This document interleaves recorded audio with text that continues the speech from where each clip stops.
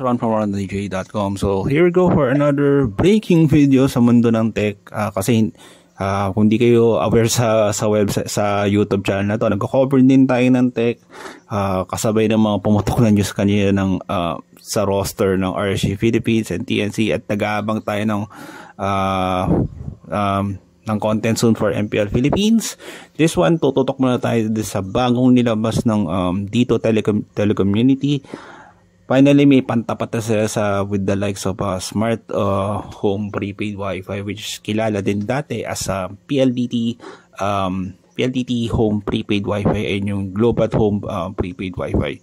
Previously, may nilabas sila na pambahay na Globe home postpaid na 5G. Obviously, it's a postpaid, so hindi lahat kayang makasunod sa postpaid. So finally, naglabas na Wi-Fi kit na pambahay and prepaid siya. Ito yung Dito Home Prepaid Starter Kit. Warning lang, this one is only as LTE. Sabi, nakakasagap lang siya ng LTE signal nandito. So hindi to para sa'yo.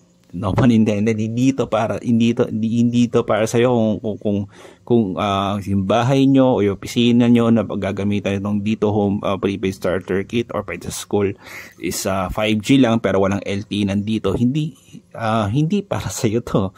So, and good to know na tinapat nila sa presyuhan ng manabanggit ko na counterparts ng Globe and Smart na. Napansin nyo, diba, na di siya lumalabas ng 1,000 piso yung pricing nito. And titingnan natin yung pricing. Yan. So, this one is, ang presyo lang niya is 980 pesos. Sa buong package na yan, meron na siyang modem. Siyempre, ito yun. Modem, yung SIM card. Tapos, meron na siyang 70 gigs na open access data for 30 days.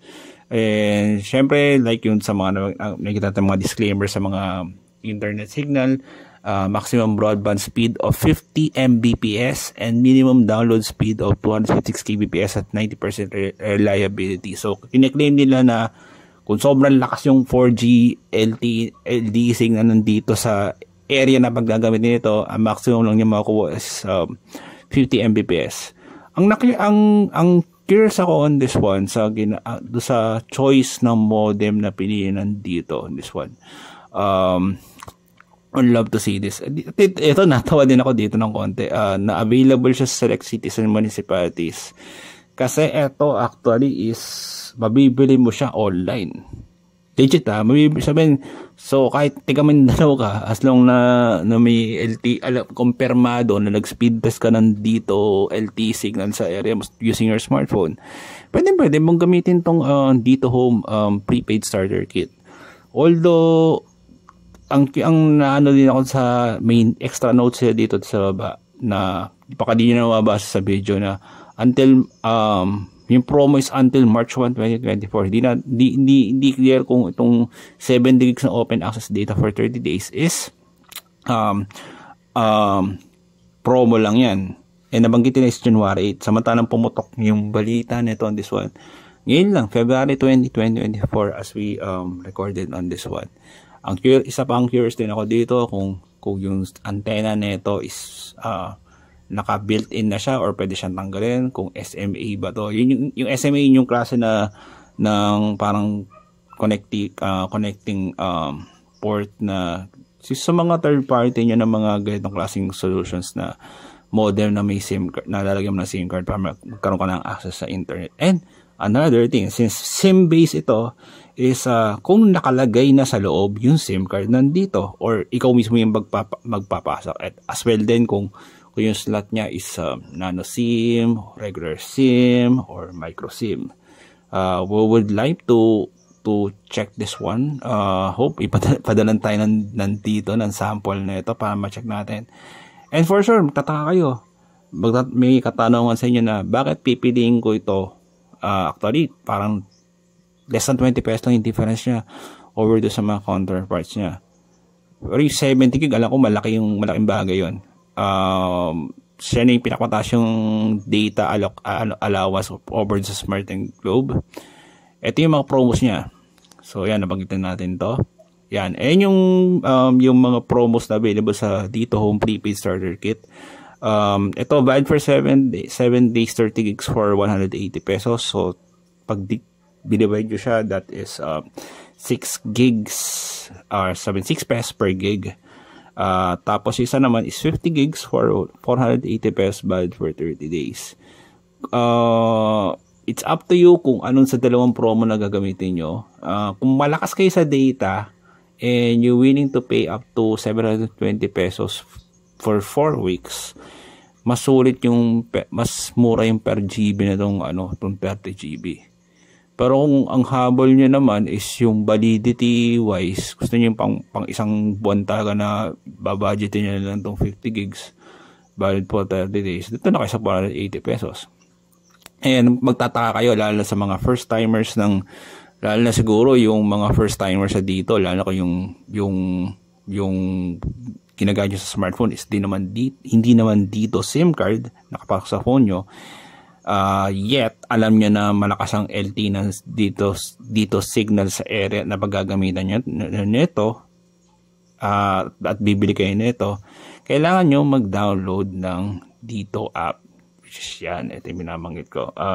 Like sa nangyari nga na SIM registration act, dahil SIM base ito, kailangan nyo pong i-register yung Dito Home SIM sa Dito app. So magda-download kayo ng Dito app, free naman niya sa Google Play. Alam ko meron din sa Huawei App Gallery para sa mga Huawei phones naman ng Google Play. Not sure na sa iPhone. At dun nyo i-register. Syempre, like sa mga present na SIM cards na ngayon, kailangan yung i-activate yung number sa loob ng Dito Home Prepaid Starter Kit para magamit nyo yung nabanggit na device. At the same time, yun din yung gagamit, yun din yung app na yun yung way para makapag-register ka ng mga promos. And dun ka nang bibili syempre ng load. One way yun doon ka mag-register ng load, and doon ka rin mag-register ng promo, kasi may buy promo section on this one. Although sa mga third party, sa mga online shopping apps, gaya ng Shopee, balik ka nang bumili ng load ng dito, tapos i-convert mo lang doon sa app, sa Dito app. We have yet to check doon sa loob ng Dito app kung available na yung promos for registration. For sure meron yan. At kung gusto nyo bumili ng load and promo, or gusto nyo rekta na ng promo, wala nang conversion, alam ko may GCash, pwede magbayad ng GCash sa loob ng Dito app para makabili ka ng promos na fit sa'yo for this Dito Home Prepaid Starter Kit. This one nga pala is available na sa official store nila sa Lazada for 980 pesos. So yun nga, so technically anyone in the country can buy this one as long na alam mo may LTE signal ng dito sa area nyo. So it's up to you kung gusto niyo nito. Yung promos wise maganda yung per GB, and sabihin yung 6 pesos per GB, mamura niya actually. Magkakataon na siguro sa akin dito yung power requirements para yung gagamitin nyo yung alam niyo yung may wiring, yung pwede mong gamitin ito pag brand out, tapos sasakak mo lang sa power bank. And as well, how friendly yung dashboard sa loob nito. So I hope you like this video. Follow social media description below. This Ron from RonDJ.com. Thank you very much for watching. Ron from RonDJ.